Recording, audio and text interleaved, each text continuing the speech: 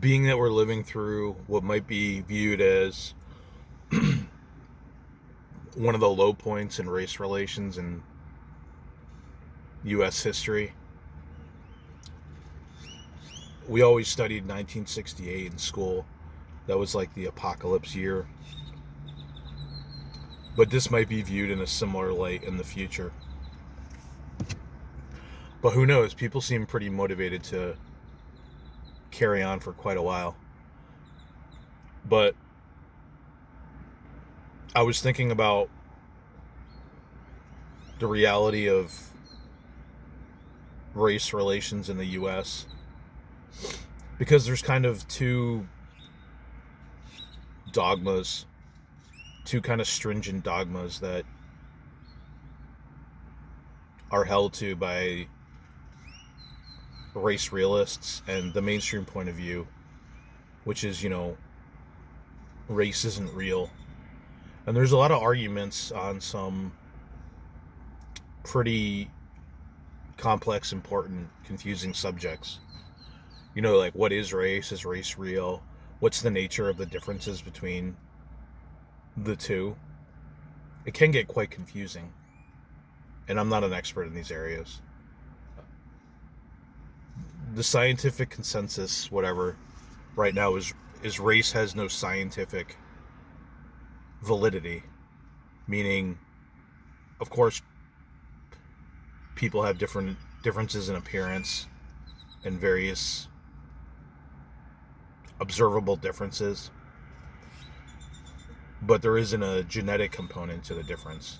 It's just basically they're saying race is a human derived category, but it's obviously very real to humans and very real in its manifestation.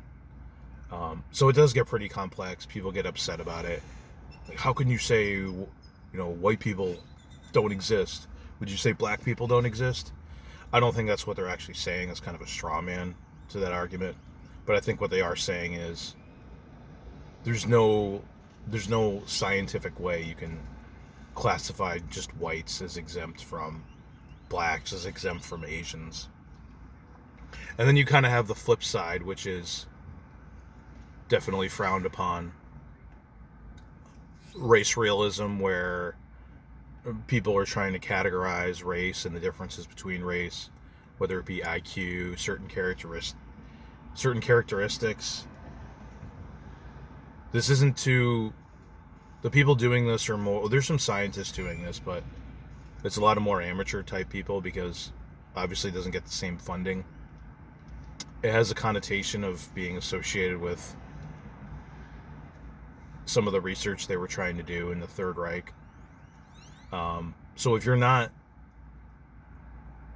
really familiar with these concepts, it can be really confusing. And then if you are really familiar with genetic study and you've come to a conclusion one side or the other, well, there's a whole other side that agrees with you. So what are we to make of these differences in these kind of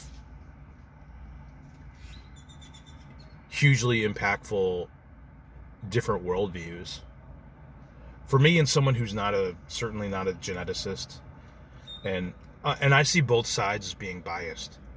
One side says these people aren't equal to this people. Well, why is that? It has to be due to racial.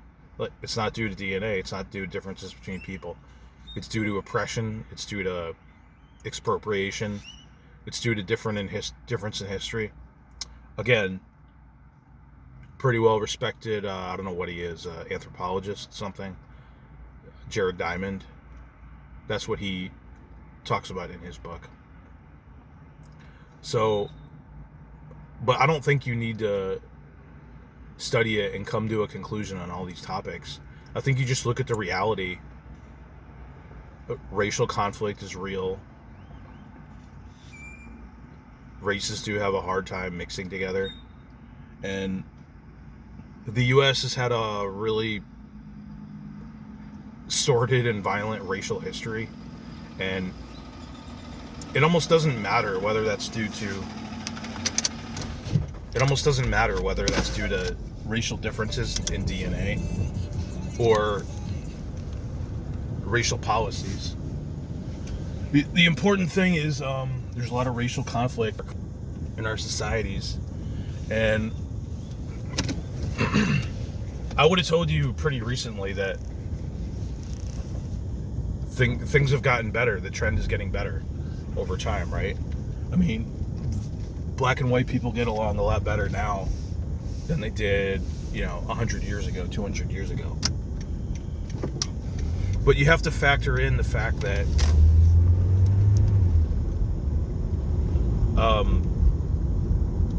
people are being divided now, like race is the best political agitational area, because it's hard enough for the races to get along without any agitation or astroturfing and shaking things up. The people that want to change society, yeah, they're gonna play the race card, which is exactly what they're doing. So that's the concerning part. And honestly, it doesn't matter whether you take the view that racial differences are due to man's interference in race relations or nature's. They exist. They're a fractionation point. They're a problem. So that's kind of the way I look at everything. And whichever side is clinged to by the powers that be has absolutely enormous consequences. The Nazis had, at the one extreme end, had one set of policies, which was biological race was the center of their worldview. Biological race was like the sun that they revolved around. And now we're at the total opposite, where race is maybe still at the center, but in a different way. Race is race is the great injustice. Racism, I should say, is maybe what's revolved around. But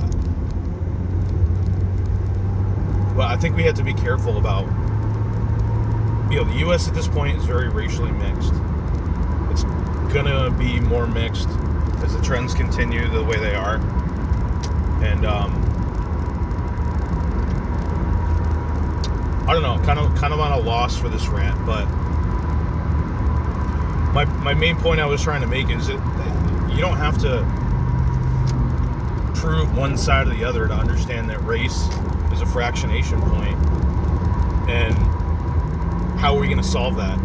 Are we going to solve that by mixing people up and agitating against each other? People are doing that, but those people don't want to solve the race issue. They want to use it as a fractionation point, as a way to gain power, as a way to change society. Do you think Al Sharpton and Ben Crump really want racism to go away? I mean, that's their golden goose, you know what I mean? So I just think a realistic look at race will be more helpful than the current regime that we have, away from the dogmatic views that we have now. It's kind of one extreme or the other. You're either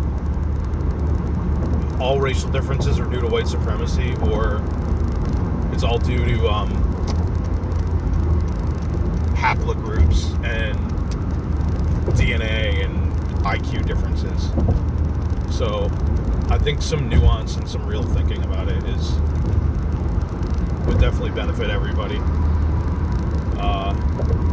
Those are just my views on it, as someone who's certainly not an expert, doesn't claim to be an expert. Well, hey, at least I'm not clinging to some dogmatic view that might end up being complete bullshit. So at least I'm not doing that. Anyway, have a good day.